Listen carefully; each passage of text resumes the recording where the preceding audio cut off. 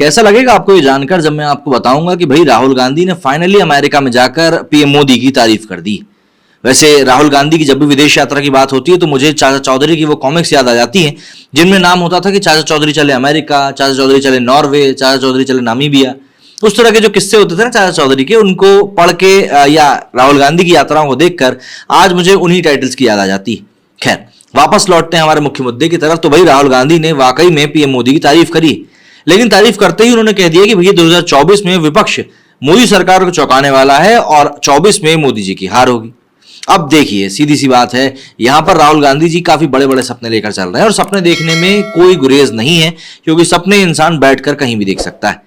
अब यहां पर राहुल गांधी का तात्पर्य क्या था ये तो वही जानते हैं।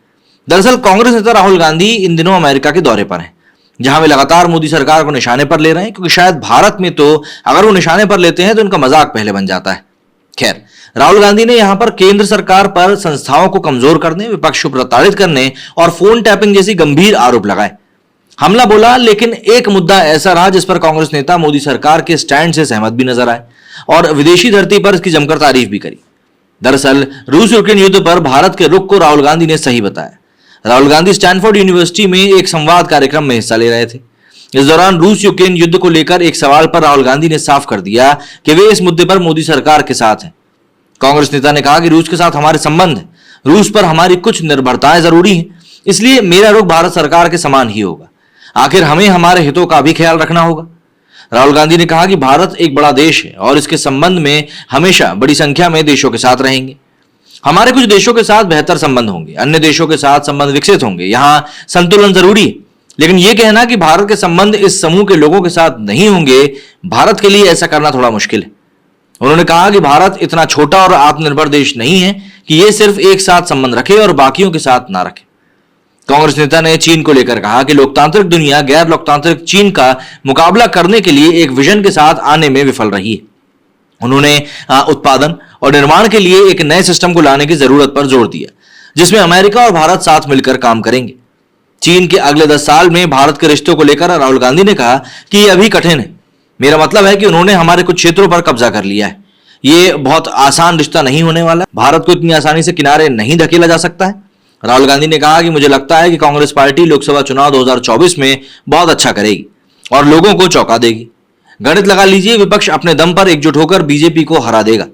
वॉशिंगटन डीसी के प्रेस क्लब में बोलते हुए राहुल गांधी ने कहा कि भारत में विपक्ष एकजुट है, जमीन पर बहुत कुछ हो रहा है। ये सरकार के खिलाफ छिपा हुआ अंडर करंट है जो अगले चुनाव में लोगों को चौंकाने वाला है।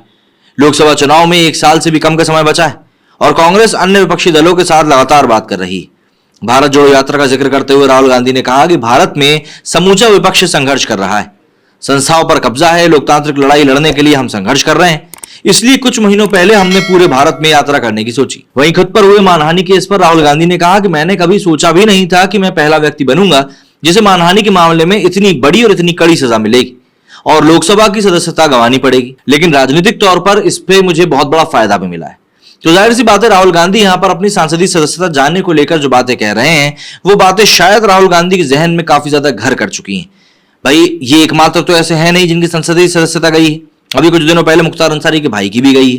तो ऐसे में इनका ये कहना तो यहां पर गलत होगा। लेकिन हाँ, इस सपने को देखने के लिए मुझको भी मतलब वाकई में एक चौंकाने वाला एहसास ही मिलेगा यदि 2024 में वाकई में विपक्ष जीत जाता है मोदी जी से। आपका क्या कहना है, कमेंट करके जरूर बताइएगा। मेरे इस वीडियो फिलहाल इतना ही। जय हिंद, जय भारत।